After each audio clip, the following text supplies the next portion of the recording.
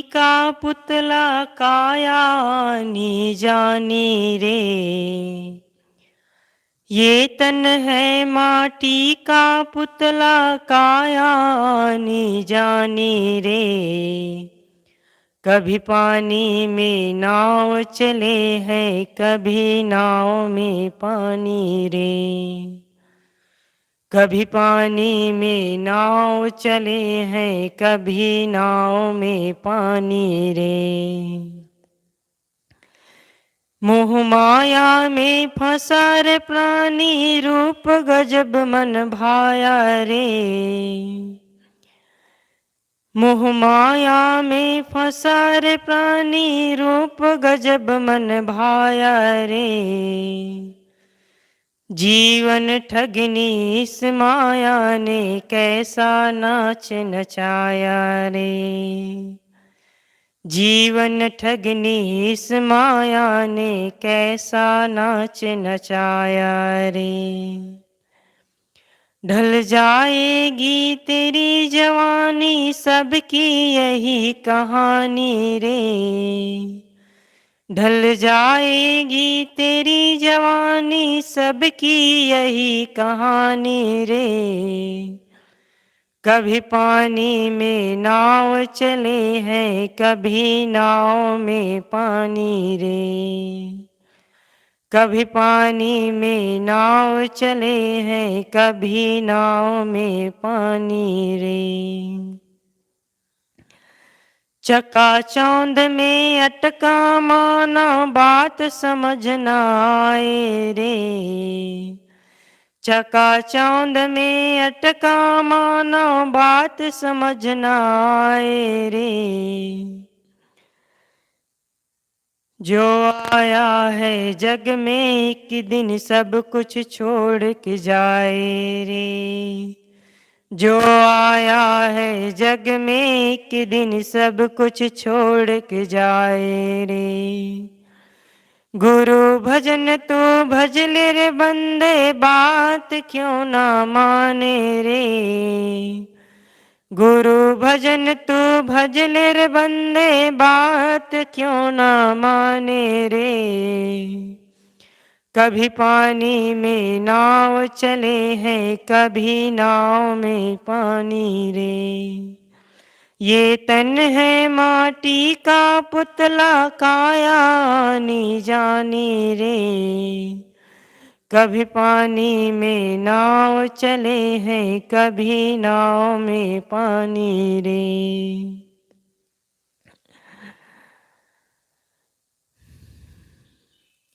साधु संत की संगत कर ले, यही संग तेरे जाए रे। साधु संत की संगत कर ले, यही संग तेरे जाए रे। समय अमोलक बीता जाता, कौन तुम्हें समझाए रे। समय अमोलक बीता जाता, कौन तुम्हें समझाए रे। अंत समय कोई काम न आए, धन दौलत हो गानी रे। अंत समय कोई काम न आए, धन दौलत दो गानी रे। कभी पानी में नाव चले हैं, कभी नाव में पानी रे। ये तन है माटी का पुतला, काया नी जानी रे। ये तन है माटी का पुतला, काया नी जानी रे। कभी पानी में नाव चले हैं, कभी नाव में पानी रे। कभी पानी में नाव चले हैं, कभी नाव में पानी रे। बोले सद्गुरु देव की जय।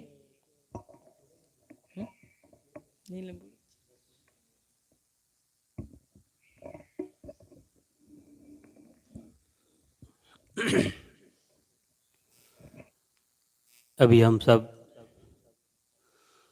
बहुत सुंदर भजन श्रवण कर रहे थे।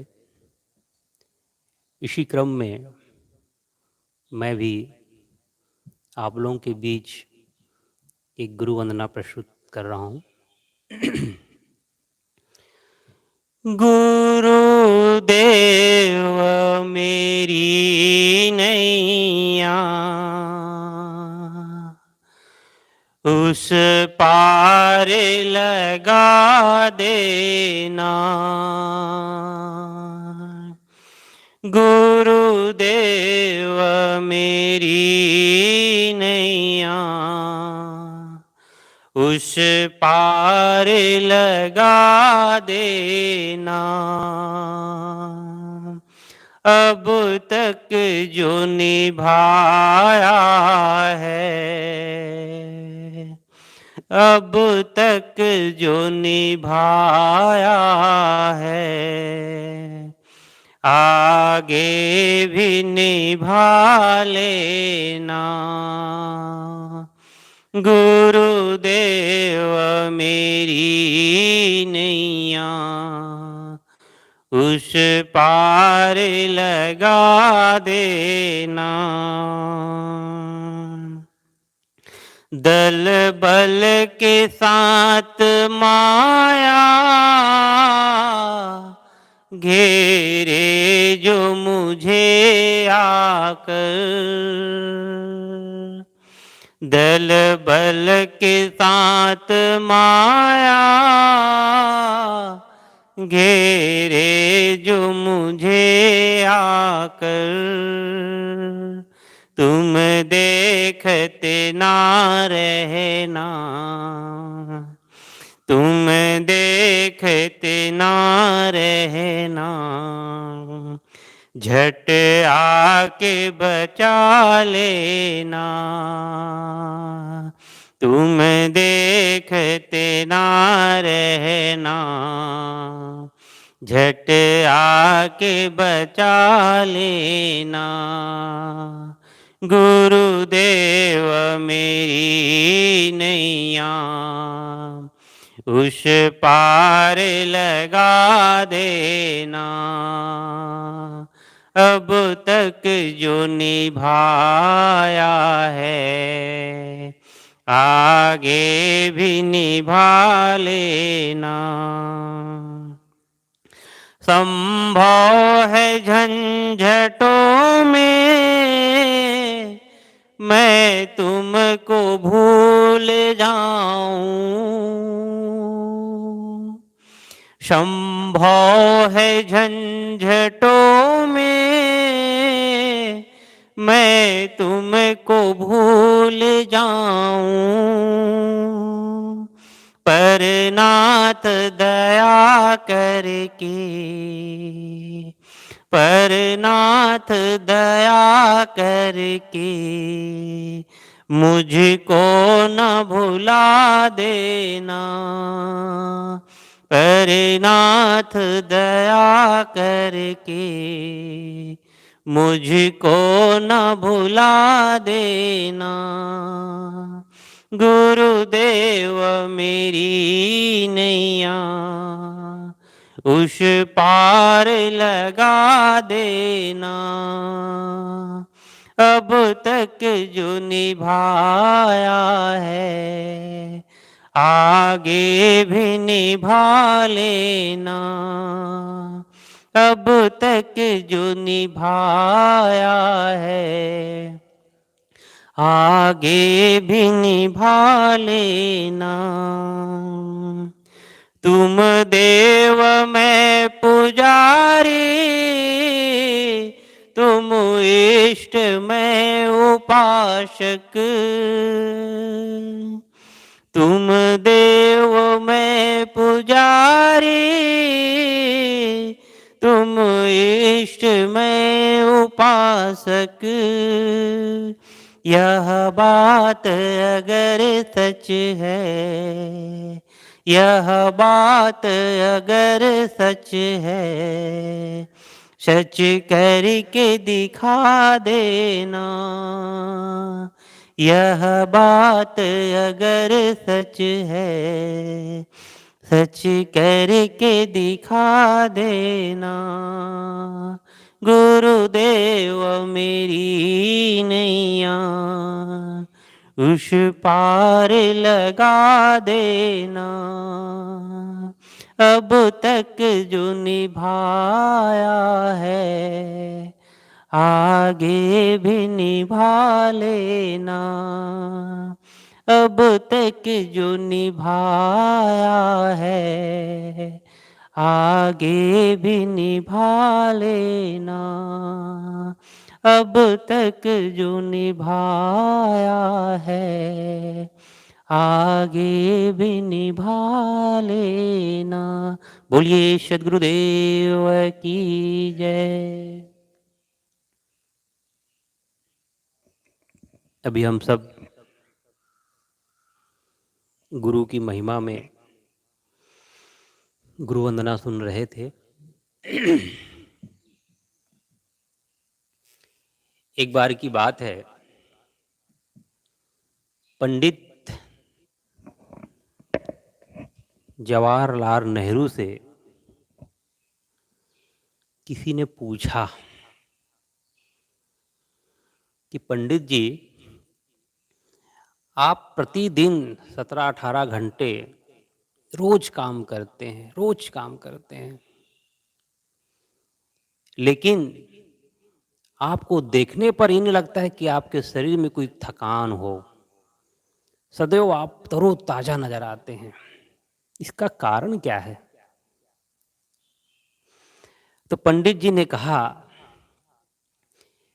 कि मैं मेहनत करने में पीछे नहीं हटता हूं, खूब मेहनत करता हूं, समय से खाता हूं, समय से सोता हूं, और सुबह जब मैं उठता हूं तो कुछ योग प्राणायाम कर लेता हूं,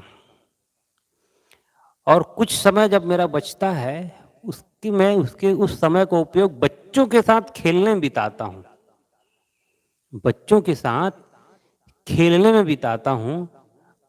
और जो व्यर्थ की बातें होती हैं, जो फालतू की बातें होती हैं, उसे मैं कपूर की तरह उड़ा देता हूं, कपूर की तरह उड़ा देता हूं, उसको माइंड में मैं नहीं रखता हूं, क्योंकि मैं राजनेता हूं, और राजनेता हूं इसके मतलब कोई ना कोई मेरे आलोचक हैं, विरोधी हैं, कोई बहुत सी बातें बोलते रहते हैं, तो उन सब बातों को मैं जवाब देना उचित नहीं समझता हूं, उन बातों को दिमाग से उड़ा देता हूं। जैसे एक घटना आपको बताऊं, गांधी जी नाव पर यात्रा कर रहे थे, गांधी जी नाव पर यात्रा कर रहे थे, तो एक अंग्रेज ने सोचा क्यों ना गांधी जी को आज मजा चखाया जाए, और उन्होंने एक पत्र तैयार किया, आप शराब कुछ पत्र में लिखा और गांधी जी के किसी के माध्यम से गांधी जी के पास पहुंचा दिया।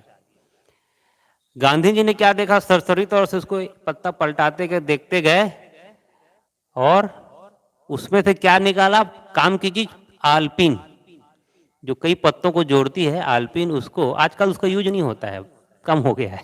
आजकल स्टेपलर आ गए, टेप आ गए हैं, तो उसका यूज पहले बहुत होता था। तो क्या है, काम की चीज को निकाले और बाकी को फाड़ के फेंक दिए। वैसे ही है, हमें संसार में अगर सुख से जीना है, शांति से जीना है, तो सार सार को गही रहे और थोथा दे उड़ाए।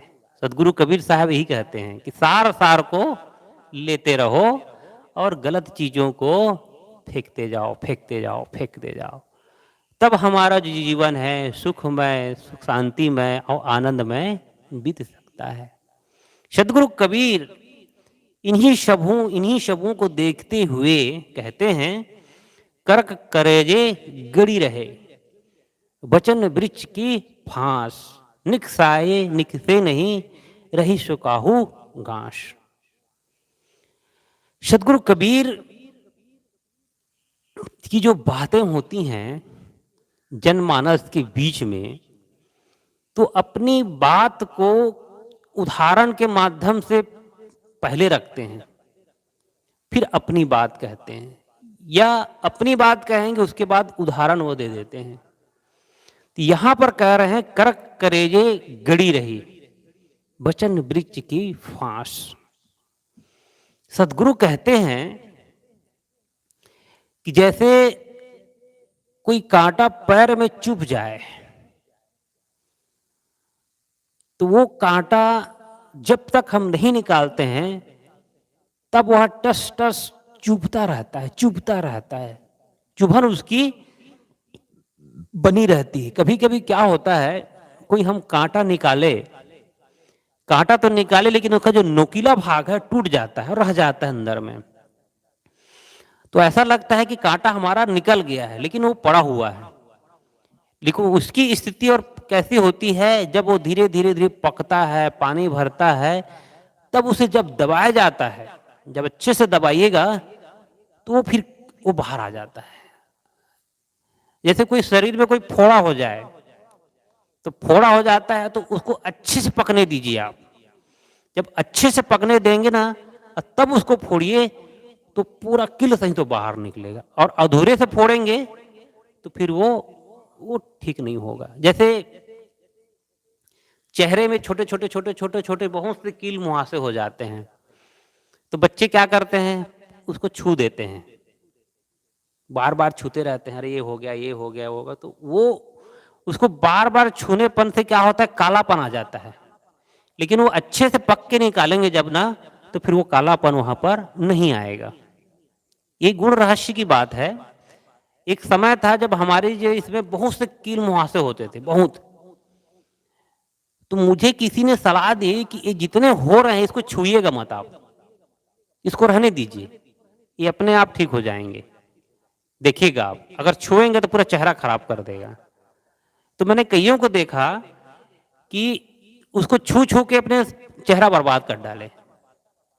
अब मैं कभी भी किसी को देखता हूं तो गाइडलाइन करता हूं कि भाई इसको छुइएगा मत, क्योंकि जो चीज हमें सीखने को मिली है, जो सीख हमें मिली वो सीख हम किसी को देते हैं, प्रदान करते हैं कि भाई ऐसा मत करो। अब आप करते तो आप जानो जी। आज मेरे कोई चेहरे को देखेगा तो कोई नहीं कहेगा इसके चेहरे पे पहले किल मुहासे रहे होंगे। मैं कह रहा था कि अगर मन में कोई अगर बात गड़ी हुई है, ये भी तो शरीर की कांटे की बात हो रही थी, करक करेजे गड़ी रहे वचन वृक्ष की फांस। मन में दो प्रकार की बातें गड़ जाती हैं, दो प्रकार की बातें। एक होता है कि किसी ने हमें कुछ कह दिया और उसे हम अपने मन में रखे हुए हैं, रखे हुए हैं, रखे हुए हैं, माने सड़ा रहे हैं अपने मन में उसको। कोई भी चीज सड़ी हुई वस्तु के काम की नहीं होती है। होती है क्या, जैसे कोई खाने की चीज हो, अगर आप फ्रिज में ना रखें तो क्या होगा, वो सड़ जाएगी, वो खराब हो जाएगी। उसको बनाए रखने के लिए हम क्या रखते हैं, फ्रिज है हमारे पास। फ्रिज की भी एक सीमा है, फ्रिज की भी एक सीमा है, उस सीमा को उस पार रखेंगे तो भी खराब होना है। उसी प्रकार ही जो है हमारा मन है, ये एक ऐसा फ्रिज है कि जिस लिमिट समय तक आप रखिए कोई बातों को, उसके बाद उस बातों को निकाल दीजिए, तभी हमारे जीवन में आनंद है।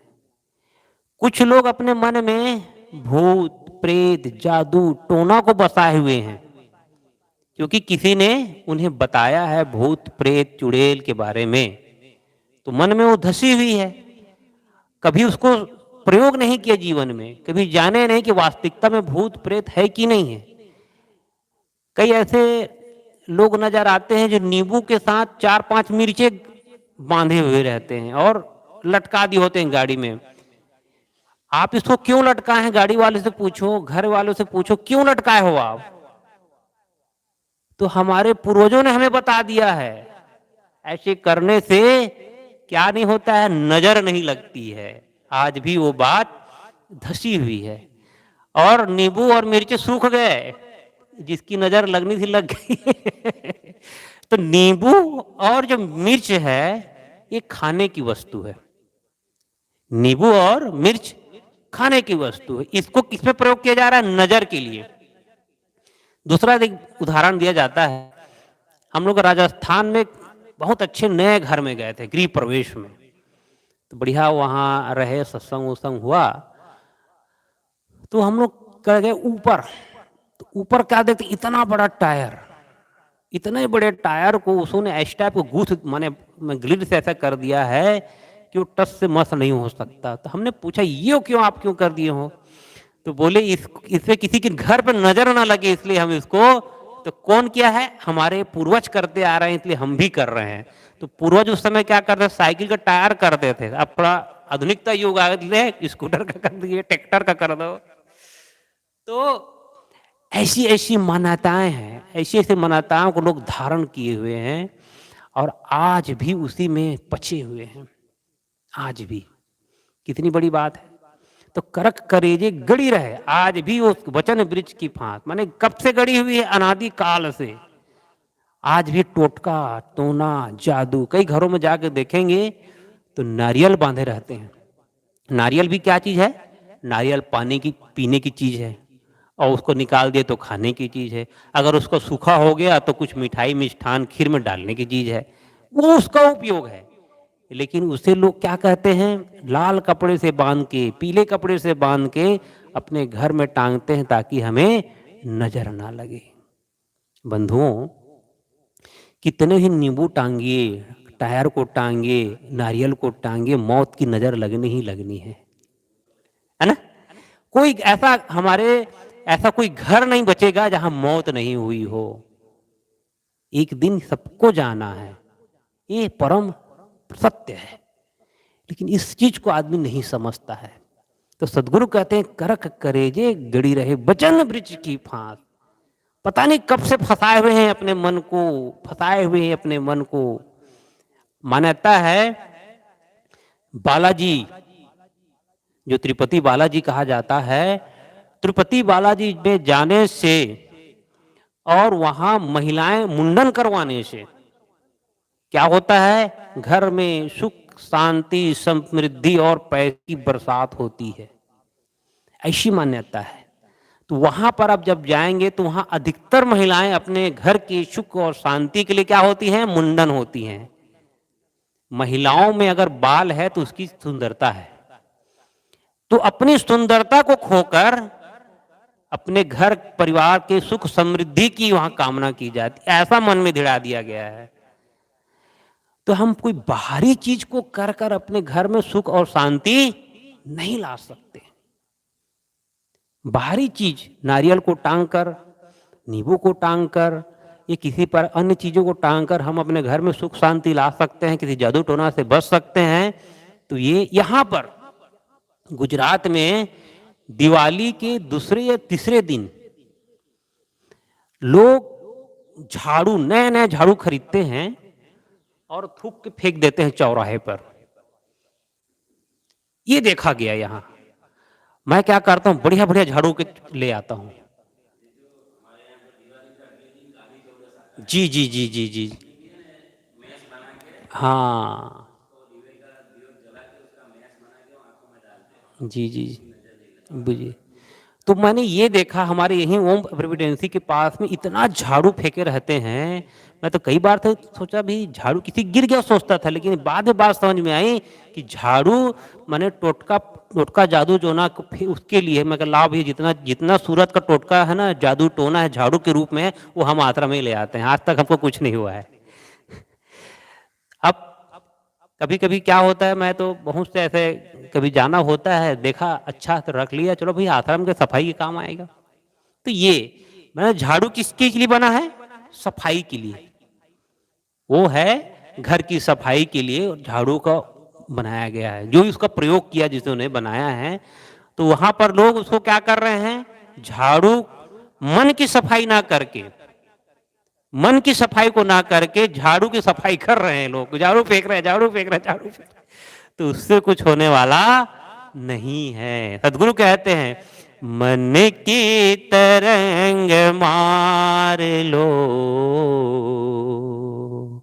मन की तरंग मार लो, बस हो गया भजन, आदत बुरी सुधार लो, आदत बुरी सुधार लो, बस हो गया भजन, मन की तरंग मार लो, बस हो गया भजन, मन की तरंग मार लो, बस हो गया भजन। मन की तरंग कैसे मरती है, एक उदाहरण समझें। महात्मा बुद्ध ऐसे ही विचरण करते करते कहीं जा रहे थे, तो लोगों ने उनका खूब मान सम्मान स्वागत किया, खूब स्वागत किया, और जो भी मान सम्मान स्वागत उन्हें जो मिला, उन्हें जो भी फल फूट जो भी मिष्ठान मिले, सबको क्या उन्होंने उसी में ही बांट दिया और कुछ लेके चले। फिर कुछ बढ़ते गए बढ़ते गए बढ़ते गए, घूमते घूमते घूमते एक गांव फिर पहुंच गए, तो वहां लोगों ने मान सम्मान नहीं किया, गाली गलौज करना शुरू कर दिया, है ना, अशब्द कहना शुरू कर दिया। महात्मा बुद्ध शांत, एकदम शांत। जब लोगों ने अपना गाली गलौज जो कहना था, शब्द कहना था, कह लिए, सब कुछ छोड़ के चले गए। तब किसी ने कहा कि आपको इतना यहाँ के लोग कह डाले, आप कुछ बोले ही कुछ नहीं। तब उन्होंने कहा कि मैं अगले गांव में था, तो वहाँ मुझे लोगों ने बहुत मान सम्मान मिठाई सब वहीं छोड़ के मैं आ गया, और यहाँ आया तो यहाँ भी लोगों ने मुझे क्या दिया, बहुत अशब्द गाली व्यवहार किया, मैं सबको यहीं छोड़ के चला जा रहा हूँ।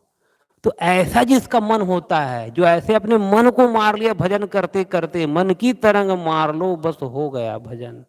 जब हम ऐसे अपने मन को करते जाएंगे करते जाएंगे करते जाएंगे, तो जो शब्द रूपी जो शब्द रूपी जो कान में हमारे जाते हैं, दिल में जो जाते हैं, फिर उसकी चोट नहीं लगेगी। तो सदगुरु कबीर, ये कबीर पारक संस्थान हमें मन की साधना के लिए बताता है। जो कबीर पारक संस्थान हम जो कहते हैं, ये कबीर पारक संस्थान का सबसे पहली साधना क्या है, कहीं किसी मूर्ति पूजा की नहीं है, न किसी फोटो की पूजा है, न कहीं माला फेरने, क्या किसकी साधना है, मन की साधना है। ई मन चंचल ई मन चोर ई मन शुद्ध ठगहार, मन मन करते सुर नर मुनि झड़े, मन के लक्ष्य द्वार, एक साधे सब साधिया। सदगुरु कबीर साहब क्या कहते हैं, मन को केंद्रित करो। जिसका मन केंद्रित में है, जिसका मन अपने आप अपना, जिसके मन का कंट्रोल अपने पास में है, फिर वो आदमी कहीं नहीं भटकेगा। तो बंधुओं, हम लोगों के बीच में क्या है, बहुत सी चीजें, प्रलोभन की चीजें आती हैं, बहुत सी दिखावे की चीजें आती हैं, बहुत सी डरावने की चीजें सामने में आती हैं, बहुत से लोग हावी होने के लोग यहाँ आते हैं, लेकिन हमने किसकी साधना की है, मन की। और जब मन की हमने जब साधना की, तो हमें किसी का डर नहीं, निर्भय भय तहाँ गुरु की नगरिया, सुख सोए दास कबीरा। तो हमें जो गुरु का ज्ञान मिला है, गुरु के वचन हमें मिले हैं, वो वचन हमारे अंदर में भेद चुके हैं। अब इस भेदे हुए मन में कोई प्रकार का अपशगुन, कोई प्रकार का भेद, कोई प्रकार का जो डालेगा, तो हम में डलने वाला नहीं है। रंग दे। सदगुरु कबीर साहेब रंगने की बात कहते हैं। हमारे सदगुरु श्री विलास साहब का एक बहुत प्यारा भजन था, रंग दे प्रभु ज्ञान के रंग में काया, रंग दे प्रभु ज्ञान के रंग में काया, ओ रंग नाले इस पापी मन को, रंगना दे इस पापी मन को, अपने रंग में माया, रंग रंग दे प्रभु ज्ञान के रंग में काया, रंग दे प्रभु ज्ञान के रंग में काया, रंग दे प्रभु ज्ञान के रंग में काया। जब होली का त्योहार आता है, होली जब रंग खेलते हैं लोग, तो जो हमारे शरीर का जो वास्तविक रंग है वो पता नहीं चलता है, क्योंकि हम कई रंगों में रंगे रहते हैं, सर से लेकर पांव तक। उसी प्रकार जब हम ज्ञान के रंग में रंगेंगे, संतों की वाणी के रंग में जब हम रंगेंगे, विचारों के रंग में हम रंगेंगे, सकारात्मक सोच के रंग में हम रंगेंगे, अच्छे विचारों के रंगों में जब हम रंगेंगे, तो हमारे जीवन में दुख नहीं रहेगा, हम दुख मुक्त हो जाएंगे। और जब दुख मुक्त हो जाएंगे तो एक दिन ऐसी अवस्था आ जाएगी, आप मुक्ति की अवस्था में आ जाएंगे। कितना सरल साधना है। दुख मुक्त होने के लिए मन की तरंग को, मन की जो चालबाजी है उसको हमें खत्म करनी है। फिर देखिए हमारे जीवन में आनंद ही आनंद है। शब्दों की चोट जीवन में आती रहेंगी और जाती रहेंगी, उसे छोड़ते जाइए, छोड़ते जाइए, छोड़ते जाइए और अपने मन को स्वस्थ करते जाइए। फिर देखिए आनंद ही आनंद है, सुख ही सुख है, शांति ही शांति है ना। इसके लिए कहीं ढूंढने की जरूरत नहीं। इसी सुख और शांति को ढूंढने के लिए लोग कहाँ कहाँ जाते हैं, वो तो अपने पास में है ना। मोको कहाँ ढूंढे रे बंदे, मैं तो तेरे पास में, कहाँ ढूंढने जा रहे हो। तो बस इतना ही कहकर मैं अपनी वाणी को विराम देता हूँ। बोलिए सद्गुरुदेव की जय। अब आगे विचार रखने के लिए हमारे बीच प्रस्तुत हैं हमारे अरुणेंद्र साहब जी। आपसे भी निवेदन है कि कुछ देर हम लोगों के बीच विचार सेवा देने की कृपा करें।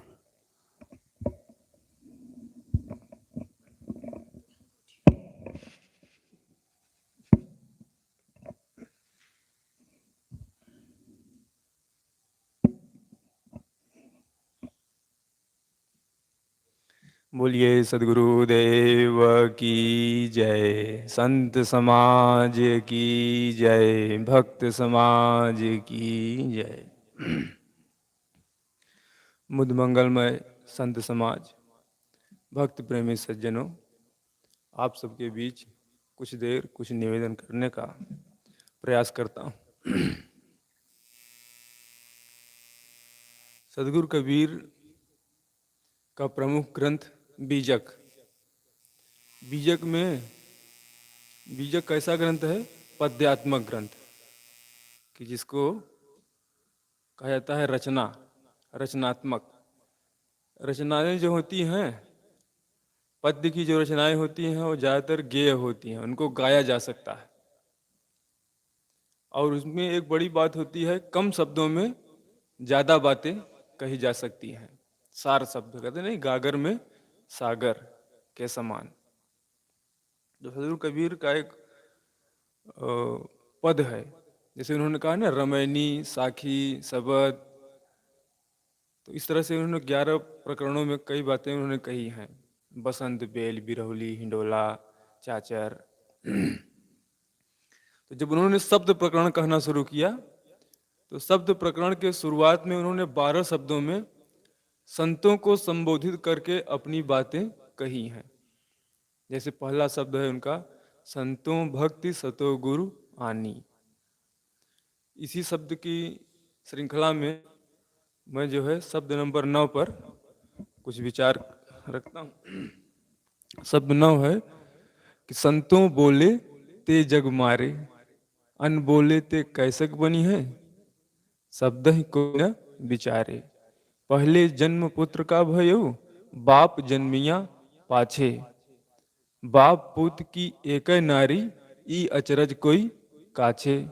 दुंदुर राजा टीका बैठे, विषहर करे खवासी, स्वान बापुरा धरिन ढाकनो, बिल्ली घर में दासी। कार दुकार कार करी आगे, बैल करे पटवारी, कहीं कबीर सुनो हो संतों, भैंसे न्याव निबेरी। इस शब्द को सुनने से कुछ ऐसा लगता नहीं कि इसमें बहुत व्यवहार की बात या बहुत धर्म की बात बताई गई है। क्यों? क्योंकि इस शब्द में उलटवासी है, इस शब्द में रूपक है और इस शब्द में व्यंग है। तो यह कैसा है? सम्मिश्रण वाला शब्द है। सदगुरु कहते हैं शुरू में कि संतों बोले ते जग मारे। यह संतों, यदि मैं कुछ कहता हूँ, बोलता हूँ, तो संसार के लोग मुझे मारने दौड़ते हैं। कैसे मारने दौड़ते हैं? यदि मैं कल्याण की बातें कहता हूँ तब मारने दौड़ते हैं। अकल्याण की बातें करोगे तो मारने नहीं दौड़ेंगे, तब तो कहेंगे सब ठीक है, ठाक है, चलने दो। तो यहाँ के जो प्रसंग है, संतों बोले ते जग मारे, लेकिन फिर वे आगे कहते हैं कि अन बोले ते कैसे बनी है। यदि मैं कल्याण की बात और अध्यात्म की बात, नीति की बात नहीं कहूँगा तो फिर कैसे बनेगा? सब जगह तो फिर गलत चीजों का बोलबाला हो जाएगा। अन बोले ते कैसे बनी है, शब्द ही कोई न विचारे। जो शब्दों के अंदर मर्म है, जो रहस्य है, जो इस पर सीख जो दी गई है, उस पर कोई विचार नहीं करना चाहता। वास्तव में लोग आज विचार की ओर बहुत कम ध्यान देते हैं। वो सिर्फ ऊपरी, जैसे किसी तालाब में पानी भरा हुआ हो तो लोग तालाब देखते हैं तो ऊपर ऊपर जो उसमें काई लगी रहती है, काई को ही देख करके, फूलों को ही देख करके लौट आए और तालाब में पानी को न देखें तो कैसे होगा? तो जो उसका मूल है तालाब का, जिससे वो शैवाल और काई दिखती है, जिससे उसको पोषण मिलता है, जिससे उसमें खिलने वाले कमल को पोषण मिलता है, उसको यदि जाना ही नहीं, ऊपर ऊपर देख करके चले आए तो मूल में भूल हो जाएगी। सदगुरु कबीर कहते हैं अन बोले ते कैसे बनी है, शब्द ही कोई न विचारे। कैसे, क्यों आदमी नहीं विचार करता? वे कहते हैं कि पहले जन्म पुत्र का भयो, बाप जन्मिया पाछे। कहते हैं कि संसार में पहले पुत्र का जन्म होता है, फिर पिता जन्म लेता है। तो ये उलटवासी है कि नहीं? प्रायः देखा जाता है कि पहले पिता रहता है, फिर उसके पुत्र होता है। लेकिन सदगुरु कबीर कहते हैं कि पहले जन्म पुत्र का भयो, पहले पुत्र जन्म लेता है, फिर पिता जन्म लेता है। पहले जन्म पुत्र का भयो, बाप जन्मिया पाछे। और देखिए, बाप पूत की एक नारी, ई अचरज कोई काछे। इस बात को, इस आश्चर्य को बहुत मुश्किल से कोई कोई समझ पाता है कि पिता और पुत्र की एक ही नारी है, यानी पिता की पत्नी और पुत्र की पत्नी एक ही है ना? आश्चर्य की बात। आश्चर्य की बात तो है, लेकिन इसमें होता है उलटवासी। उलटवासी को कहा जाए कि ये हाइपरबोल, या ये उल्टा लगने जैसा दिखता है कि हाँ ये उल्टा, किंतु वास्तव में जब उसका अर्थ किया जाता है तो वो कैसा होता है? सीधा। उलट, उलट मतलब उलट, और वासी मतलब होता है आसी, असी मतलब तरह, उल्टा की तरह होते हुए भी वो होता है सीधा। अब इसका अर्थ समझते हैं कि पहले जन्म पुत्र का भयो। संसार में किसी का भी जन्म होता है तो पहले पुत्र रूप में ही तो जन्म लेता है। फिर यदि वो बच्चा बड़ा होता है, धीरे धीरे फलता है, बढ़ता है, यदि इस बच्चे का संस्कार अच्छा होता है, यदि उस बच्चे ने अपने पुत्र का रोल, अपना पार्ट अच्छे से अदा किया है, तो यदि वही व्यक्ति आगे चलकर शादी विवाह होगा उसका, तो उसके जो पुत्र होगा तो उसका पुत्र भी संस्कारित होगा और वह पिता का संस्कार उसके अंदर अच्छा आएगा। तो पहले जन्म पुत्र का भयो, बाप जन्मिया पाछे। तो फिर जब वो बच्चा बड़ा होता है, फिर उसकी शादी होती है, पत्नी आती है, फिर कुछ दिन बाद जब वो बाप बनता है, उसके संतान होती है, तब वो पिता बनता है। उसके पहले तो पिता नहीं होता, तब जाकर के पिता का जन्म होता है। पहले तो जन्म पुत्र का ही होता है। कहते नहीं कि child is the man of the father. Child यानी बच्चा। केवल यहाँ भारत में ही ऐसी बात नहीं कही गई है, इसके कुछ न कुछ नमूने विदेशों में भी मिलते हैं। क्योंकि जो दार्शनिक प्रवृत्ति के लोग हैं, जिसके बुद्धिजीवी वर्ग कहा जाता है, ये सर्वत्र हैं। चार तरह के लोग होते हैं।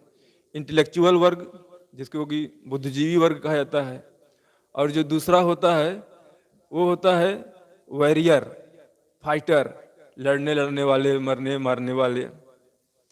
और तीसरा जो होता है प्रोफेशनल, व्यवसायी वर्ग, कुछ अपना धंधा व्यापार करने वाले, यहाँ से वहाँ सामान लाने वाले, कुछ सामान का उत्पादन करने वाले, उसको बेचने वाले। और चौथा जो होता है वो वर्कर क्लास या लेबर क्लास, इसी को यहाँ पर भारत में ब्राह्मण, क्षत्रिय, वैश्य, शूद्र कह दिया गया। लेकिन इस तरह का अगर डिवीजन देखा जाए इंटेलेक्चुअल क्लास का, वॉरियर क्लास का, वॉरियर क्लास में जो पॉलिटिशियन भी आते हैं, राजनेता, जो देश को संभालने की बात, उसके आगे आने की बात करते हैं। फिर व्यापारियों का एक वर्ग हुआ करता है, फिर एक मजदूरों का वर्ग होता है। तो कहते हैं कि जितनी भी मनुष्य की जातियां हैं, जितने भी व्यक्ति हैं, उनके लिए क्या कहा गया कि पहले जन्म पुत्र का भयो, बाप जन्मिया पाछे। यदि बच्चे का संस्कार शुभ है, उसने अपना जीवन अच्छे से जिया है, और तो भी यदि वह आगे चल करके पिता बनेगा तो वह एक अच्छा पिता कहलाएगा। पहले जन्म पुत्र का भयो, बाप जन्मिया पाछे। और बाप पुत्र की एक नारी, यदि देखा जाए तो दोनों पिता और पुत्र एक ही शरीक है, यानी एक ही तरह की स्त्री से जन्म लेते हैं।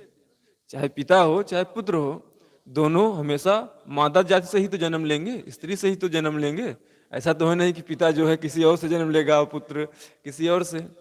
एक ही, यानी इस या मादा जाति कहा जाए, एक नर जाति और एक मादा, एक मेल और एक फीमेल। तो इसमें ऐसा है, ऐसा नहीं कि भिन्न भिन्न स्त्री की बात कही गई है यहाँ पर। तो बाप पुत्र की एक नारी, ई अचरज कोई काछे। इस आश्चर्य को कोई कोई मुश्किल से समझता है। गीता में कहा गया, आश्चर्यवत पश्यति कश्चिदेन माश्चर्यवद वदति तथैव चान्यः आश्चर्यवत चैन मन्यः शृणोति श्रुत्वा फेनम वेद न चैव कश्चित। बहुत कम लोग ऐसे होते हैं कि जो इसको आश्चर्य के साथ सुनते हैं। आश्चर्यवत पश्यति कश्चिदेन, कोई कोई बहुत इसको आश्चर्य से देखता है। वहां पर आत्मज्ञान के लिए या शुभ ज्ञान के लिए कहा गया है। तो इसमें होता क्या है, माश्चर्य वद वदति तथैव चान्यः, कोई कोई इसको बहुत आश्चर्यपूर्वक व्यक्त करता है, बोलता है उसके संदर्भ में। कोई सुनता है, कोई देखता है, कोई बोलता है। लेकिन वास्तविकता क्या होती है कि सुन करके, बोल करके, देख करके भी उसको अपने जीवन में आचरण करने वाला तो कोई बिरला होता है। आश्चर्यवधि वदति तथैव चान्यः आश्चर्यवत् चैन मन्यः शृणोति श्रुत्वा पेनम वेद न चैव कश्चित। वेद मतलब उसकी जानकारी, उसका अनुभव के असर पर जो जीने वाले होते हैं वो तो कोई कोई बिरला होता है, यानी लाखों में कोई एक होता है। तो पहले जन्म पुत्र का भयो, बाप जन्मिया पाछे। अब बाप पुत्र की एक नारी, ई अचरज कोई काछे। तो अगर स्त्री का सुधार हो जाए, मान लीजिए पुत्र का सुधार हुआ तो एक अच्छा पिता बनेगा। लेकिन यदि स्त्री का सुधार हो जाए, माता का सुधार हो जाए, उसमें शुभ संस्कार हो जाए, और वही शुभ संस्कार यदि वो अपने बच्चे को दे, तो फिर पूरे परिवार का सुधार हो सकता है। उनका पुत्र भी सुधर जाएगा, पुत्र फिर आगे चलकर पिता बनेगा, तो उसमें भी शुभ संस्कार होंगे, अच्छे गुण होंगे। तो एक सुंदर समाज का निर्माण किससे हो सकता है? सुंदर माता से। वही तो घर की नींव होती है ना। जो शुभ संस्कारों वाली ज्ञानवान माता रहेगी, गुणवान, तो वैसे ही उनका बच्चा रहेगा, फिर वैसे ही आगे चल करके पति होगा। कहते हैं बाप पुत्र की एक नारी, ई अचरज कोई काछे। फिर सदगुरु कबीर कहते हैं कि दुंदुर राजा टीका बैठे, विषहर करे खवासी। यहाँ पर रूपक, रूपक मतलब उसमें ये एक रूपक दिया गया है कि दुंदुर मतलब होता है मेढक। दुंदुर राजा टीका बैठे, कोई मेढक हो और वो अपने मस्तक पर टीका लगा ले, टीका लगा कर क्या कर जाए, राजा बन जाए। तो भाई इसे क्या मतलब निकलेगा? लेकिन सदगुरु कबीर ऐसे व्यर्थ की बात नहीं बोलते हैं। वे कहते हैं कि जो मेढक कैसा करता है, टर्रटो आवाज करता है ना, मेढक थोड़ा आलसी भी हुआ करता है। कहीं कहीं देखते हैं किसी कोने में रात में छुपा बैठा रहता है, बीच में टुर कहीं कुछ कर दिया, कहीं बोल दिया, और उसको भगाओ तो भागना नहीं चाहता। तो इस तरह के जो तामसी प्रवृत्ति के लोग हैं और कटुभाषी, उसकी आवाज कोई बहुत मधुर थोड़ी ना होती है कि कोयल जैसी या कमरे में संगीत पैदा कर रहा है। तो सदगुरु कबीर कहते हैं कि दुंदुर राजा टीका बैठे। जो कटुभाषी और तामसी प्रवृत्ति के लोग हैं वे राजा बन बैठे हैं। इसमें सदगुरु कबीर व्यवहार की बात कहते हैं, या उस समय में जो रजवाड़ों की बात होती है उनके लिए कहते हैं कि तामसी प्रवृत्ति के लोग और कटुभाषी लोग, इस तरह के लोग राजा बन बैठे हैं। दुंदुर राजा टीका बैठे, विषहर करे खवासी। विषहर कहा जाता है कि जो विष को धरे, जिसमें विष धारण किया हो, विषधर। विषधर शब्द अपभ्रंश होकर के विषहर हो गया है। विषधर यानी सर्प। विषहर करे खवासी, खवासी मतलब सेवकाई। सांप उसकी सेवकाई करने लगे।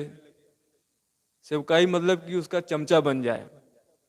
सांप को देखिए तो ऊपर से बड़ा कोमल रहता है, चिकना रहता है, लेकिन अंदर में उसके विष होता है। तो इस तरह के लोग, किस तरह के लोग? जो सर्प जैसी प्रवृत्ति वाले हों। यहाँ पर किनके लिए संकेत किया गया है? चमचों के लिए। जो रहते हैं राजाओं के पास आगे पीछे, तो राजा के मुख पर तो कुछ और बात कहते हैं और राज्य में वास्तविक स्थिति कुछ और रहती है। कहते नहीं, जी हुजूरी करते हैं, जी जी हुजूर, हाँ हाँ सब बढ़िया है, हाँ खुशामद कहते हैं। खुशामद खोरी करने वाले को चमचा, उसको फ्लैटर बोलते हैं अंग्रेजी में। ये बहुत चापलूस है, अपना काम निकालने के लिए हाँ जी करते रहते हैं और अपने क्षेत्र में सही काम नहीं करते, बस राजा के सामने हाँ करते रहते हैं। उनकी चाटुकारिता करके, उनको खुश करके अपना काम निकालते रहते हैं। तो इस तरह के लोग क्या बन गए हैं? चमचे बने हैं, व्यवस्थापक टाइप के लोग हो गए हैं। तो विषहर करे खवासी, स्वान बापुरा धरिन ढाकनो, बिल्ली घर में दासी। स्वान मतलब होता है कुत्ता। कहते नहीं, स्वान वृत्ति पावे सोई खावे। और कहते हैं कुत्ते के लिए कि कुत्ते को कितना भी खिला दो, लेकिन अगर उसको बाहर जाने का मौका मिलेगा तो किसी कहीं ना कहीं मुंह जरूर मारेगा। कुत्ते की एक प्रवृत्ति और होती है कि कुत्ते को यदि आप देखते हैं, जो स्वयं में तो जिनका कोई आचरण है नहीं, वे लोग क्या बन गए हैं? स्वान बापुरा धरिन ढाकना। वो इस तरह का दिखावा कर रहे हैं कि मैं सब लोगों को सदुपदेश और आचरण की सीख दे रहा हूं। कहते नहीं कि यदि हमारा अगुआ ही ऐसा हुआ, इस तरह के, जैसे कोई धर्म गुरु है, कोई राजनेता है, जो हमारे लीडर हैं, यदि वही चारित्रिक रूप से फिसले हुए हैं। जैसे एक दिन भी न्यूज आ रही थी कि एक राजनेता थे, वे माइक पर बोल रहे थे, तो माइक पर बोलते हुए उनको यह पाया गया कि ये नशे में हैं, शराब पिए हुए हैं, और वो एक जनसभा को संबोधित कर रहे हैं। भारत में इस तरह के लोग हैं, तो जब जो आदमी खुद नशे में है वो जनसभा को क्या संबोधित करेगा? कहीं ना कहीं तो उसकी जबान फिसलेगी ही। माना कि कुछ अच्छे बात भी बोलता होगा। कहते हैं कि नशा कर लेते हैं तो बड़ी शेरो शायरी करने लगते हैं। तो यहाँ पर सदगुरु कबीर उन्हीं लोगों को संबोधित करके कहते हैं कि स्वान बापुरा धरिन ढाकनो, बिल्ली घर में दासी। और बिल्ली, जैसे कोई अगर बिल्ली घर में दासी बन जाए तो बिल्ली क्या करती है? वो भी हर चीजों पे मुंह मारती रहती है। घर में यदि रहेगी तो यहाँ जाएगी, वहां जाएगी, क्या किस में रखा है, किस बर्तन में खाना है, उसमें क्या है, वो सूंघती रहेगी। कुत्ता तो कुत्ता मान लीजिए होता ही है दूसरी प्रवृत्ति का, लेकिन बिल्ली घर की चीजों को ही हमेशा सूंघती रहेगी, मुंह मारती रहेगी। तो यदि बिल्ली की प्रवृत्ति के लोग व्यवस्थापक बन जाएं, वहां की कार्य व्यवस्था देखने लग जाएं, तो कैसा होगा? बिल्ली घर में दासी को हर चीजों में मुंह मारेगी। मुंह मारना मतलब जो दूसरे का अधिकार है, जैसे कि कोई राजनेता या कोई सरकार, भारत के छोटे छोटे जो प्राइमरी बच्चों को पढ़ने के लिए प्राइमरी स्कूल होते हैं, उसमें मिड डे मील दिया करती है, ड्रेस दिया करती है, उनको बुक्स पेंसिल्स इस तरह की चीज़ें देती है कि जो गरीब बच्चे हैं उनको ताकि पढ़ने में सुविधा हो और साक्षर भारत बन सके। ऐसा कोई ना हो कि बच्चे के लिए दोपहर के भोजन में आया है कि उसको खीर खिलाई जाए या कुछ अच्छी सब्जियां, रोटी, चावल जो दिया जाए, उसमें जो खराब चीज़ है वो बच्चों को दे दे और अच्छा चीज़ स्वयं खा ले। तो उनके लिए कहा गया कि इस प्रवृत्ति के लोग यदि व्यवस्थापक बन जाए तो कितना गड़बड़ होगा। स्वान बापुरा धरिन ढाकनो, बिल्ली घर में दासी। अब यहाँ तक तो व्यवहार की बात हो गई। अब सदगुरु कबीर आगे कहते हैं, कार दुकार कार करी आगे, बैल करे पटवारी। जो धार्मिक लोग हैं, धार्मिक गुरु, धर्म गुरु, वो क्या कर रहे हैं? उनकी भी सीख आजकल गलत हो चली है। केवल आज की बात नहीं, सदगुरु कबीर के समय में भी ऐसे था। कार मतलब होता है कर्तव्य, ड्यूटी। दुकार मतलब रंग ड्यूटी, गलत ड्यूटी, बैड काम। तो जो गुरु हैं वो क्या कर रहे हैं कि कार कर्तव्य, दुकार अकर्तव्य, दोनों को क्या कर रहे हैं, कार दुकार कार करी आगे। वे कह रहे हैं कि दोनों करनी है, यानी अच्छा बुरा कुछ भी करो सब ठीक है, सब चलता है। इस तरह की सीख देने वाले हैं। एक धर्मगुरु अपने जनसभा में बोल रहे थे कि यदि कोई तंबाकू खाता है, सिगरेट पीता है, पान खाता है तो खाए, लेकिन हमारे सत्संग में आए तो इसके लिए उन्होंने तर्क तर्क दिया कि भाई पान खाए, सिगरेट पिए, तंबाकू खाए, ये तो उसका मुंह है ना, वो अपने मुंह में कुछ भी डाले, कुछ भी खाए, और लेकिन सत्संग में आता रहे। इस तरह के लोग जो है सीख दे रहे हैं। एक जो है राजनेता धर्मगुरु हैं, एक व्यक्ति को पॉलिश मार दिया था हाथ में पैर में। वो व्यक्ति वहां आया, जब सत्संग सुन रहा था, उसने कहा कुछ चमत्कार दिखा रहे थे। वो चमत्कार दिखाते दिखाते एक छोटी सी गदा लिए और ऐसे हिला रहे हैं, कर रहे हैं, और कहे कि दौड़ो। अब उसको दौड़ा दिए। अब जनसभा में किसी व्यक्ति को दौड़ने के लिए कहोगे तो कुछ उसके अंदर जोश आता ही है। तो बेचारा दौड़ा, किसी तरह से थोड़ा थोड़ा चल लेता था। कहे ठीक है जाओ, तुम्हारा ठीक हो गया ना। अब जोश में जो व्यक्ति धीरे धीरे चल रहा है, यदि उसको जोश दिलाया जाए तो थोड़ा सा तेज उसमें गति आएगी। जैसे 4-6 लोगों को जवान लोग दौड़ रहे हैं, उसमें 2-4 बूढ़े भी हों, फिर उनको कहा जाए 1 2 3 के साथ फायर कर दिया जाए, फिर कहा जाए दौड़ो, तो कुछ दूर तक तो बूढ़े लोग भी थोड़ा सा तेजी के साथ दौड़ते हैं। अब वो बेचारा थोड़ा 2-4 कदम चला, दिखा दिया कि नहीं सब ठीक हो गया। यदि किसी की व्यक्ति को कुछ बीमारी है तो उसको चिकित्सा की जरूरत है। ये बाह्य जो है धर्मगुरु इस तरह का करते हैं चमत्कार, आडंबर, अंधविश्वास फैलाने के लिए। तो वही सदुर कबीर कहते हैं कि कार दुकार कार करी आगे, बैल करे पटवारी। पटवारी का काम क्या होता है कि वो भूमि का आवंटन करता है, कागज पर अपना एक लेखा जोखा रखता है, आपके हिस्से की कितनी भूमि है वह उसके कागज में अंकित रहती है। तो इस तरह के जो धर्म गुरु लोग होते हैं, जिनको सही सीख देनी चाहिए, वो कर्तव्य अकर्तव्य सबको एक में मिला दिए हैं। और बैल बुद्धि मतलब वो भी तामसी प्रवृत्ति का होता है। कहते नहीं होगा पूरा बैल ही यार, मतलब पूरा मूर्ख ही हो क्या। जिसकी मोटी बुद्धि हो उसके लिए कहा जाता है बैल बुद्धि। मोटी बुद्धि के लिए कहीं कहीं तो गधा भी कहते हैं, कहीं बैल भी कहते हैं, और ज्यादा हुआ तो फिर उसको पूरा भैंसा ही कह देते हैं। तो सदगुरु कबीर ने इन सब रूपकों का इस्तेमाल अपने शब्दों में किया है कि बैल करे पटवारी, और कहते हैं कि कार दुकार कार करिए आगे, बैल करे पटवारी, कहीं कबीर सुनो हो संतों, भैंसे न्याव निवेरी। सदगुरु कबीर कहते हैं कि ऐ संतों सुनो, भैंसे न्याव निवेरी, भैंसे लोग न्याय का काम करने लगे हैं, निर्णय देने लगे हैं। जैसे कोई जज हो तो जज उसको बनाया जाता है जो कि वकालत की पढ़ाई किया हो, और न केवल पढ़ाई बल्कि कुछ दिन प्रैक्टिस भी किया हो, वकालत का काम भी किया हो, उसको वकालत की अच्छी समझ हो, केस को सुलझाने की और केस स्टडी की अच्छी पकड़ हो। फिर वो जो है आगे चल के जब इसका गहरा अनुभव होता है तब वही जाकर के जस्टिस होता है, न्यायाधीश बनता है।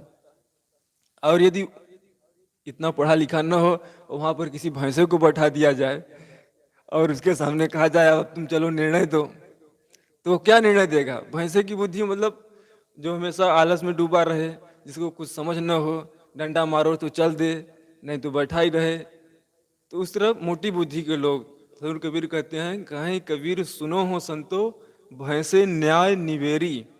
भैंसे की बुद्धि वाले, तामसी बुद्धि वाले, मोटी बुद्धि वाले न्याय देने लगे हैं, निर्णय देने लगे हैं।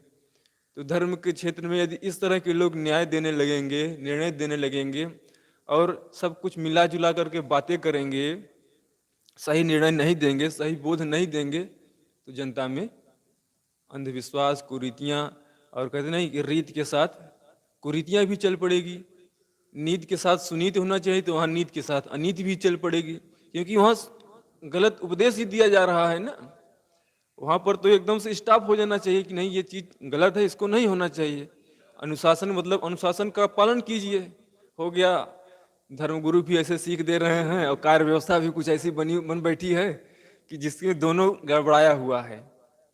धर्म के क्षेत्र में और व्यवहार के क्षेत्र में, इसलिए समुन्नति नहीं हो पा रही है। सदगुरु कबीर ने इसीलिए कहा कि संतों बोले ते जग मारे, अन बोले ते कैसक बनी है। शब्द ही कोई न विचारे। यदि संतों मैं बोलता हूँ तो लोग मारने दौड़ते हैं, और नहीं बोलता हूँ तो लोग इस पर विचार नहीं कर पाते, उसकी समझ नहीं जग पाती है। तो सदगुरु कबीर के ये जो शब्द प्रकरण का शब्द मैंने कहा कि संतों बोले ते जग मारे, इस पर विचार करने की जरूरत है, मनन करने की जरूरत है। यहीं पर मैं अपनी बात को विराम देता हूँ। बोलिए सदगुरु देव की जय।